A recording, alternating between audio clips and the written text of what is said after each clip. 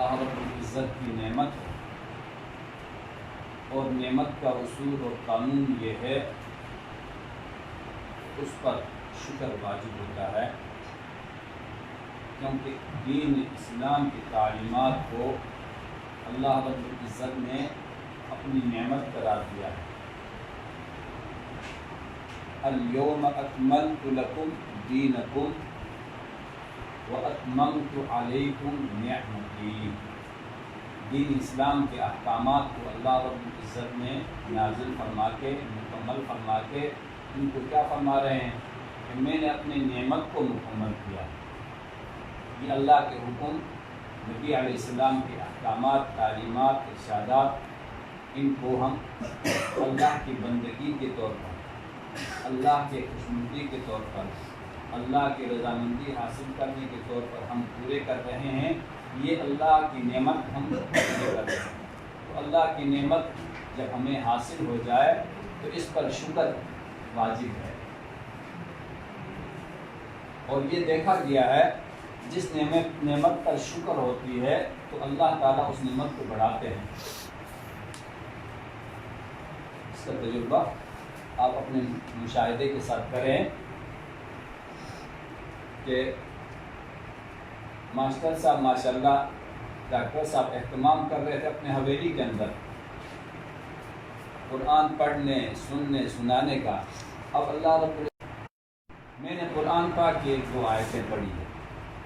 اللہ رب العزت نے فرمایا ہے اس قرآن کریم کے متعلق، یہ اللہ کا کلام ہے، بڑی بات نہیں کرتے ہیں، مختصر سی بات کرتے ہیں اپنے فائدے کے لیے۔ اس کو اللہ رب العزت نے فرمایا ہے اِنَّا نَحْنُ نَزَّلْنَا الذِّكْرَ، ہم نے اس کو ذکر کو اتارا ہے۔ قرآن کریم یہ اللہ کا ذکر ہے۔ وَإِنَّا لَهُ لَحَافِظُونَ، اور ہم بھی اس کی حفاظت کرنے والے ہیں۔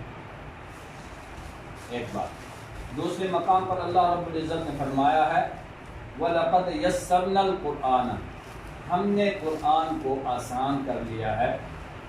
فَهَلْ مِن مُدَّكِرٍ، کوئی ہے اس کو یاد کرنے والا، محفوظ کرنے والا، اس پر عمل کرنے والا، اس کی تعلیمات پر چلنے والا؟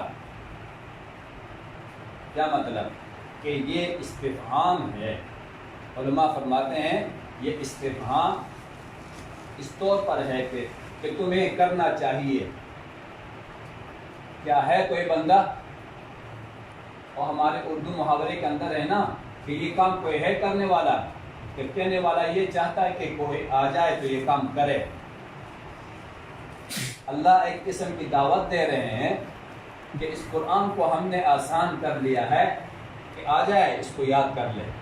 نبی صلی اللہ علیہ وسلم فرماتے ہیں ان میں سے سب سے بہترین وہ شخص ہے جو قرآن کو سیکھے اور دوسروں کو سکھائے۔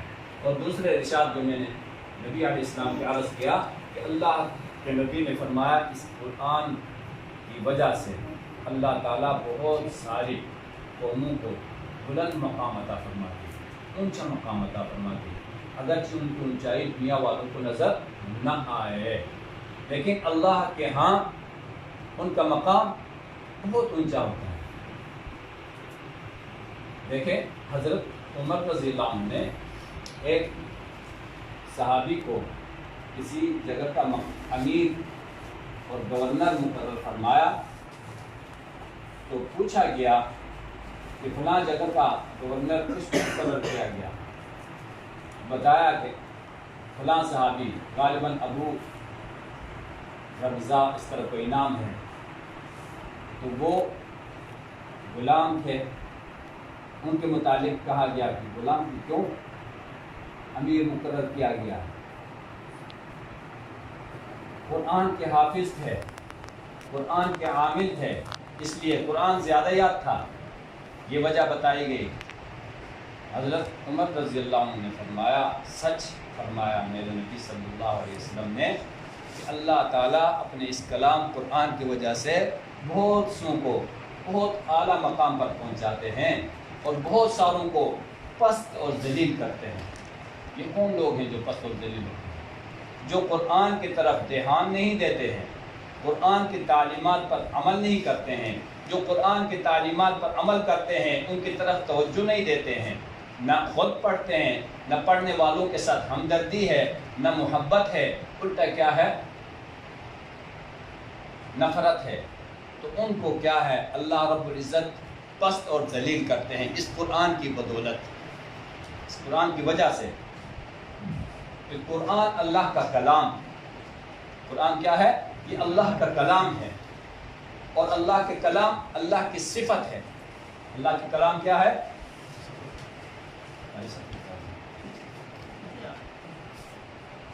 یا سر کرسی نہ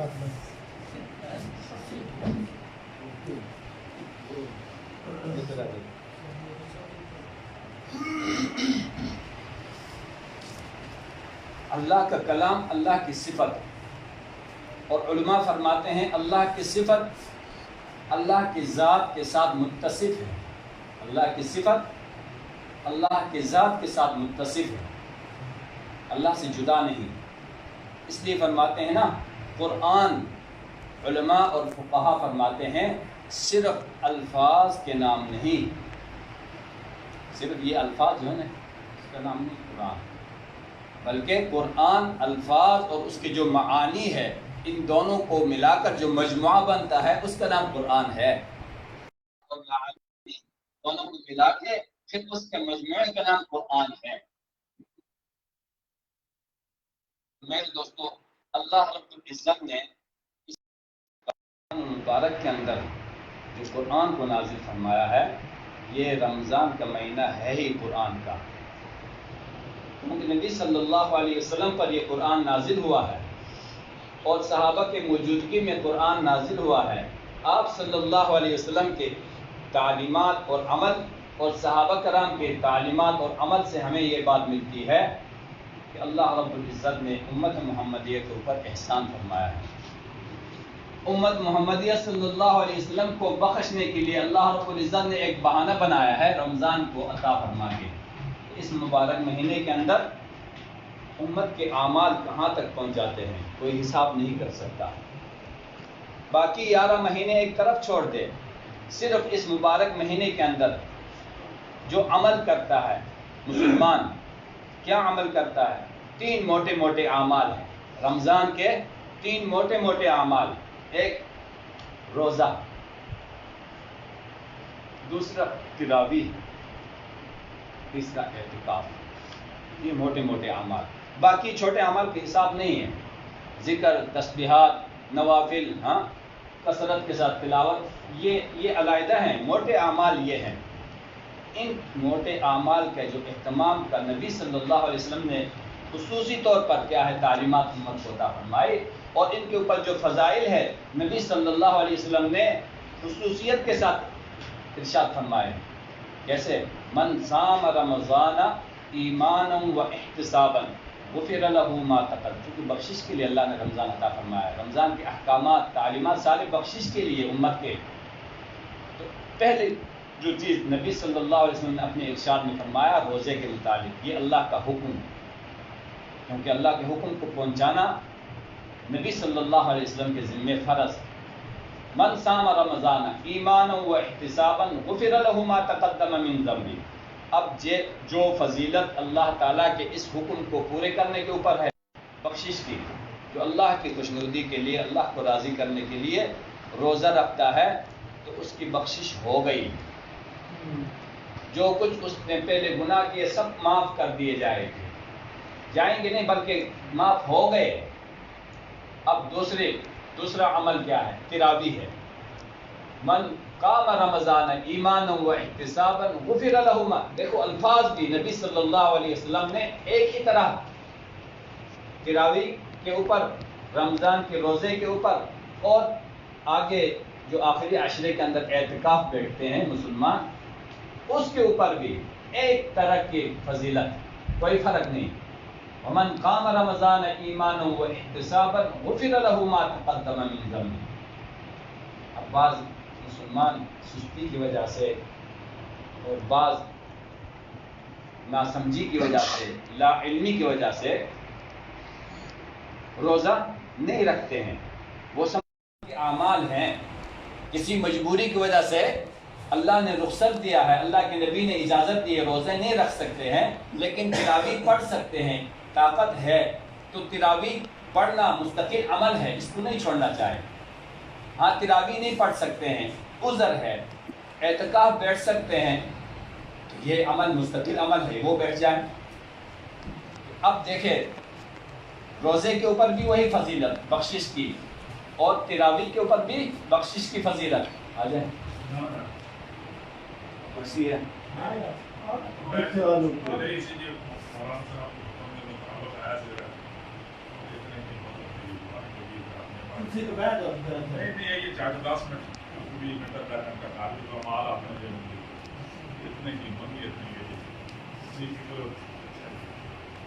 اللہ کے نبی نے روزے کے اوپر جو فضیلت بخشش کی سنائی، وہی فضیلت کیا ہے تراویح کے عمل کے اوپر بھی، وہی فضیلت اعتکاف کے عمل کے اوپر بھی، کوئی فرق نہیں۔ اب یہ رمضان کے سارے اعمال کیا ہے، ایک بہانہ ہے، امت کی بخشش کے بہانہ ہے۔ آج اللہ معاف فرمائے مسلمانوں کے ایمان کمزور ہو گئے، یقین کمزور ہو گئے، جس کی وجہ سے اعمال کے اوپر نہیں آ رہے ہیں۔ ایمان اور یقین کمزور ہیں جس کی وجہ سے اعمال کے اوپر نہیں آ رہے ہیں۔ آج ماحول اس طرح بنایا گیا ہے، مسلمان کو یہ بات سمجھ میں نہیں آ رہی کہ مسلمان کی کامیابی اللہ کے حکم نبی صلی اللہ علیہ وسلم کے لائے مبارک اعمال کے اندر ہے، اس کے اندر ناکامی نہیں، سراسر کامیابی ہے۔ اللہ کے حکم کو پورا کرتے ہوئے آدمی اگر کہیں بھی جائے وہ کامیاب ہے، اللہ کے نبی کی تعلیمات پر عمل کرتے ہوئے کہیں دیکھنے والوں کو نقصان بھی معلوم ہو رہا ہو لیکن پھر بھی وہ کامیاب ہے۔ آج میرے دوستو مسجدوں کے اوپر پابندیاں عائد ہو رہی ہیں، نماز جماعت کے ساتھ اتنے بندے پڑھیں، کیوں جی؟ یہ فلاں بیماری آ گئی، اعتکاف مسجد میں نہیں بیٹھ سکتے ہیں، احتیاط کرنا جی، بچنا ہے۔ یہ میرے دوستو مسلمانوں کے ٹھیک ہے، نبی صلی اللہ علیہ وسلم نے جو ارشادات جو تعلیمات ارشاد فرمایا ہے اس کے مطابق اس کو ملحوظ رکھ کر ایسے نہ ہو کہ کہیں اپنے آپ کو ہلاکت میں ڈالنا، اس سے منع کیا گیا ہے، خودکشی سے۔ اسی لیے اللہ کے نبی نے منع فرمایا، حرام فرمایا ہے کہ یہ اللہ رب العزت نے جو ہمیں جان دی ہے، صحت دی ہے، یہ اللہ کی امانت ہے، اس کی حفاظت کرنا ہے۔ لیکن یہ نہیں میرے دوستو، اللہ رب العزت کے جو فیصلے ہیں تقدیر کے، وہ فیصلے ان کے اوپر ایمان اور یقین رکھنا ضروری ہے، وہ کسی کو معلوم نہیں۔ ہاں احتیاطی تدابیر کو اختیار کرنا ہے، اللہ کے حکم کو نہیں چھوڑنا اور اللہ کے نبی کی تعلیمات کو نہیں چھوڑنا۔ جس وقت وہ حکم تقدیر والا آ جائے گا نا، یہ ہمارے سارے تدابیر جو ہیں یہ فیل ہو جائیں گے، وہ اللہ کا حکم غالب آ کے رہے گا۔ اب اس صورت کے اندر بھی وہ مسلمان کامیاب سمجھا جائے گا۔ اللہ کا حکم جب غالب آئے گا تقدیر کا، اس وقت بھی یہ عمل کرتے ہوئے، اللہ کے حکم کو پورا کرتے ہوئے جو دنیا سے جا رہا ہے، جب اللہ کا حکم تقدیر کا غالب آ جائے گا اس وقت بھی وہ کامیاب سمجھا جائے گا۔ میرے دوستو اللہ رب العزت کو راضی کیا جاتا ہے اللہ کے حکم کو پورا کر چھوڑ کر نہیں، اللہ کے نبی کی اتباع ہوتی ہے، اللہ کے نبی کے تعلیمات پر عمل کر کے، چھوڑ کر نہیں۔ اللہ کو راضی کرنا ضروری ہے تو حالات بدلیں گے اللہ کی رضا سے، اللہ کے راضی ہونے سے حالات بدلیں گے۔ آج ہمارے گھروں کے اندر بالکل ایسے ماحول بنائے گئے ہیں میڈیا کے ذریعے سے، تمام بچوں کے، تمام بڑوں کے، چھوٹوں کے یہ ذہن بن گئے ہیں۔ اب قرآن کو اللہ رب العزت نے کو اس رمضان مبارک کے اندر ہمیں توفیق عطا فرمایا اپنے گھر کے اندر پڑھنے کے لیے کہ دیکھو قرآن کے ایک ایک حرف کے اوپر ہم حساب لگا لیں کہ کتنی اللہ رب العزت ہمیں نیکیاں عطا فرما رہے ہیں۔ جس جگہ قرآن پڑھا جاتا ہے وہاں فرشتے نازل ہوتے ہیں اور آسمان تک کیا ہے ان کا تعلق باندھا جاتا ہے، اور قرآن کی وجہ سے اللہ رب العزت گھروں کے اندر خیر اور برکات عطا فرماتے ہیں، اور آسمان والوں کو وہ مکانات اور وہ جگہ جہاں قرآن پڑھا جاتا ہے وہ ایسے چمکتے ہوئے نظر آتے ہیں جیسے ہمیں دنیا والوں کو آسمان کے اندر ستارے چمکتے ہوئے نظر آتے ہیں، کیونکہ اللہ کا کلام ہے۔ اللہ کے کلام کو وہ ساری فضیلتیں حاصل ہیں جو کسی کلام کو بھی فضیلت حاصل نہیں۔ میرے دوستو، یہ ماسٹر صاحب، ڈاکٹر صاحب، انہوں نے جو اہتمام کیا اپنے گھروں کے اندر، اللہ کرے ہمارے گھروں کے اندر یہی اہتمام باقی رہے۔ مساجد تو ہے عبادت کے لیے، مساجد بنائی گئی عبادت کے لیے، لیکن ہمارے گھروں کا ماحول بھی ہمارے مسجدوں کے طرز کے اوپر آ جائے، ہمارے گھروں کا ماحول بھی مسجدوں کے طرز کے اوپر آ جائے، مسلمان کے گھر بھی مسجد بن جائے۔ یہ اس کے لیے محنت ہے، یہ قرآن کی اشاعت ہے۔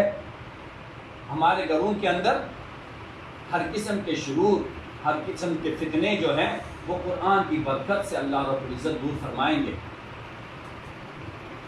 سارے سال اس کے اندر اللہ معاف فرمائے، اسی گھر کے اندر جیسے دوسرے یہ بیماریاں ہیں، دوسری بیماریاں ہیں، اس سے بہت کچھ خرابیاں بھی پیدا ہوں گی، ڈش ہے، دوسرے فساد ہیں، جتنی بھی بیماریاں ہیں ہمارے گھروں کے اندر ہیں، چل رہی ہیں۔ اب ان کی وجہ سے کتنے وبال آئیں گے ہمارے گھروں میں، اس کو ہم نہیں بھگت سکتے ہیں، اس کے نقصان کو ہم نہیں اٹھا سکتے ہیں، اس کی تلافی ہم نہیں کر سکتے ہیں۔ اس کے لیے ایک ہی حل ہے، اپنے گھروں کے اندر قرآن کی تعلیمات کو عام کیا جائے، قرآن کی اشاعت کی جائے۔ ایک اس کے اندر قرآن کا اس طرح اہتمام کرے گا، میرے دوستو اللہ رب العزت پورے صاحب اس کو توفیق عطا فرمائیں گے۔ یہ اللہ رب العزت کی نعمت ہے، اس پر ہم مزید شکر کریں۔ ہر نعمت کے شکر کے اوپر اللہ کراتے ہیں۔ ہمیں اس بات پر بہت خوشی ہے، اس برادری کا بچہ نکلا ہے، اللہ نے قبول کیا ہے اپنے دین کو پڑھنے کے لیے، پڑھانے کے لیے۔ اللہ رب العزت نے اس کو قبول کیا ہے، ہمیں اس پر بہت خوشی ہے، جس کی وجہ سے اللہ رب العزت کی دین کی اشاعت ہوگی، اللہ کے کلام کی اشاعت ہوگی۔ ایک آدمی جو کوئی درخت لگاتا ہے، اس کو امید ہوتی ہے کہ اس درخت سے میں کسی وقت فائدہ حاصل کروں گا، اس کے سائے سے فائدہ حاصل کروں گا، اس کے اوپر پھل لگے گا، اس کو میں استعمال کروں گا، اس سے فائدہ حاصل کروں گا۔ جس وقت وہ پھل تیار ہو جاتا ہے، جب استعمال کر رہا ہوتا ہے، اس وقت اس کو بہت خوشی ہوتی ہے دل کے اندر، دیکھو میں نے اپنے ہاتھ سے یہ درخت لگایا تھا، خود توڑ کر لا رہا ہے اور اس کو استعمال کر رہا ہے۔ اس گاؤں کے اندر الحمدللہ پہلے سے بھی قرآن کی تعلیمات چل رہی تھی، لیکن جب میں یہاں آیا تھا اس وقت دیکھنے میں کوئی نظر نہیں آ رہی۔ جب قاری صاحبان یہاں آئے تھے اس وقت دیکھنے میں کوئی چیز نظر نہیں آ رہی تھی اس طرح کی۔ اب میرے دوستو یہی پہلی وہ جو جس وقت لگائی گئی ہے، یہ گلاس بنائی گئی حفظ کی، یہ وہی پودے ہیں۔ اب یہ مالی ہو کر پھل آور ہو گئے ہیں۔ اب آگے اللہ کی کلام کیا ہے، دوسروں کو پہنچا رہے ہیں، خود پڑھ کر سیکھ کر دوسروں کو سکھا رہے ہیں، اس پر خود عمل کر رہے ہیں۔ اب ان کے لیے اور خاص کر کے ان کے والدین کے لیے، خاص کر کے ان کے والدین کے لیے اللہ رب العزت کے ہاں جو کچھ ہے میں بتا نہیں سکتا، آپ سمجھ نہیں سکتے۔ جو کچھ ہے نا وہ میں بتا نہیں سکتا اور آپ سمجھ نہیں سکتے، یہ آنکھ اس کو دیکھ نہیں سکتی۔ اللہ کے نبی نے اتنے ان کے لیے فضائل، اللہ نے ان کے لیے اتنے مقام اور مرتبے رکھے ہیں، جب آنکھ بند ہو جائے گی اس وقت اس کا مقام، اس کلام کا مقام اور مرتبہ، کلام والوں کا مقام اور مرتبہ پتہ چل جائے گا۔ اس وقت پتہ چلے گا جب غبار چھٹ جائے گا، اس وقت معلوم ہوگا کہ کون گھوڑے پر سوار تھا، کون کھچر کے اوپر سوار تھا۔ آج میرے دوستو یہ مدرسوں کے اندر پڑھنے والے بچے ان کے لیے قسم قسم کے تانے کسے جاتے ہیں۔ اللہ معاف فرمائے کہ صحابہ کے دور کے اندر تو یہ بات تھی کہ جو قرآن کے ساتھ زیادہ تعلق رکھنے والا ہے اس کو آگے مقام عطا کیا جاتا، اس پر فخر کیا جاتا۔ آج ہمارے ماحول کے اندر مسلمانوں میں یہ بات ختم ہو گئی۔ جو قرآن پڑھنے والے ہیں، پڑھانے والے ہیں، اشاعت کرنے والے ہیں، ان کو وہ مقام نہیں مل رہا۔ ہمیں وہ مقام ان کو دینا چاہیے۔ بے شک بھائی ہو، بے شک بیٹا ہو، بے شک رشتہ دار ہے، لیکن ان کو یہ میراث اللہ نے عطا فرمایا ہے، قرآن کی میراث، اللہ کے نبی کے دین اور تعلیمات کے میراث۔ یہ میراث اللہ کے نبی کی میراث ہے، اور جس نے اس میراث کو زیادہ حاصل کیا ہے اس کا مقام اللہ نے بہت اونچا کیا۔ اب میرے دوستوں کو نسبت چونکہ اللہ تعالیٰ نے اللہ کے نبی کے ساتھ جوڑی، ہمیں اس نسبت کی لاج رکھتے ہوئے، کیونکہ علماء ہو، حفاظ ہو، ان کا نسبت براہ راست قرآن پہنچانے والے کے ساتھ ہے، براہ راست قرآن پہنچانے والے کے ساتھ۔ پہنچانے والا کون؟ جبرائیل امین ہے۔ پہنچانے والا کون؟ محمد الرسول اللہ ہے، آپ صلی اللہ علیہ وسلم کے صحابہ ہیں، ان کے ساتھ ان کے براہ راست یہ محفوظ کرنے والے ہیں، یہ آگے دوسروں تک پہنچانے والے ہیں۔ اب میرے دوستو یہ وارثین اس لیے کہلائے العلماء ورثۃ الانبیاء، یہ وراثت کے ہمیں خاص لاج رکھنا چاہیے، اور ان کے ساتھ معاملات کے اندر بھی، معاشرت کے اندر بھی، سلوک کے اندر بھی ان نسبتوں کو سامنے رکھنا چاہیے۔ جیسے ہم نے تربیت کی ہے، ان کو ایک لائن دیا، ان کا ایک ذہن بنایا، اللہ نے ان کو قبول فرمایا، اب ان کو ضائع ہونے سے بچانا اور ان کو صحیح ماحول میسر کرنا، ایسے مواقع عطا کرنا تاکہ یہ اچھی طریقے سے کیا ہے فائدہ دوسروں کو پہنچائے، یہ ساری ذمہ داری ہماری ہے۔ اور بعض دفعہ اس طرح ہوتا ہے کہ جس وقت پھل پک جاتا ہے نا، اس وقت ضائع ہونے کا زیادہ خطرہ ہوتا ہے۔ پہلے اگر ضائع ہو جائے، پھل پکنے سے پہلے ضائع ہو جائے، اس کا اتنا صدمہ نہیں ہوتا۔ جس وقت پک کے تیار ہو جائے نا، اس وقت ضائع ہو جائے، اس کا بہت زیادہ صدمہ ہوتا ہے، اور یہ ناقدری بھی سمجھی جاتی ہے کہ پک کر منہ میں جانے کے لیے تیار تھا، اب ضائع ہو گیا۔ اب میرے دوستو ہمارے بچے عالم بن گئے، ہمارے بچے حافظ بن گئے، حافظ اور عالم بننے کے بعد بھی اگر یہ اللہ معاف فرمائے شیطان اور ماحول کے اثرات ہمارے اوپر غالب آ کر دوسری لائن اختیار کر جائیں، جو لائن والدین نے اور اساتذہ نے ان کو دیا ہے اس کو چھوڑ دیں، جو ذمہ داری اللہ اور اللہ کے نبی نے براہ راست ان کے اوپر ڈالی ہے ان ذمہ داریوں کو چھوڑ دے، پھر میرے دوستوں نقصان کا خطرہ ہے، پھر نقصان کا خطرہ ہے۔ اس لیے اللہ تعالیٰ سے دعا ہے، یہ حافظ کامران صاحب، مولوی کامران صاحب نے جو کچھ قرآن سنایا ہے، میں نے پہلی دفعہ ان کو قرآن سنا ہے، میں طالب طور وہاں 31 چک میں گئے تھے، ہاں بہت اچھا، اور عامل بھی ہے، دعا کریں یہ پورے برادری کے لیے، ہاں خاندان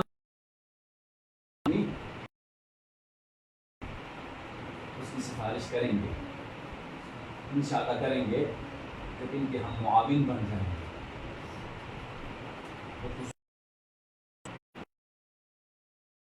اللہ رب العزت ان کے کی توفیق عطا فرمائے، اور قرآن کی تعلیمات کو مزید آگے پہنچانے کے لیے اور نفس اور شیطان کے شرور سے ان کی ہر طرح سے حفاظت فرمائے۔ قرآن جہاں پڑھا گیا ہے، اللہ رب العزت حضرات کو، ان کے گھر والوں کو، ان کے والدین کو اس کا پورا پورا ثمرہ اور اجر عطا فرمائے۔ اوپر ہے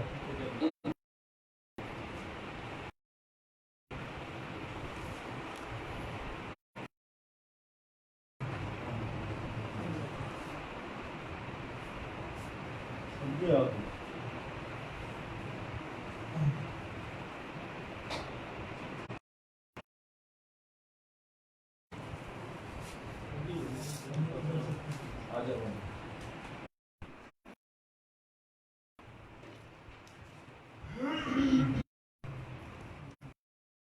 آپ نہیں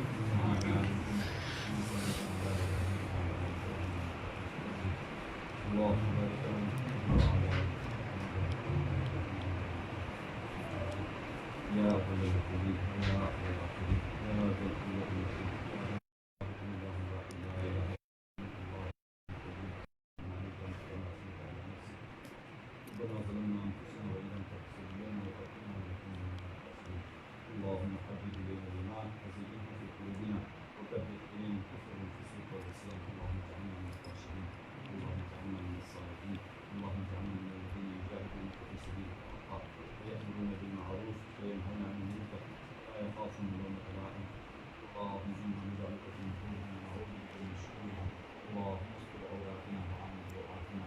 یا اللہ یہ بابرکت مجلس ہے آپ کے کلام میں ہوا ہے. یا اللہ ہم سب کو بخشش فرما دے. یا اللہ یہ قرآن رمضان مبارک میں پڑھی ہوئی ہے. یا اللہ اس پر آپ کے محبوب صلی اللہ علیہ وسلم نے یہ بخشش کا فضیلت ہمیں سنایا ہے. یا اللہ ہماری بخشش فرما دے. یا اللہ ہماری یقینی بخشش ہوگی. یا اللہ آپ ہمارے یقینی بخشش فرما دے.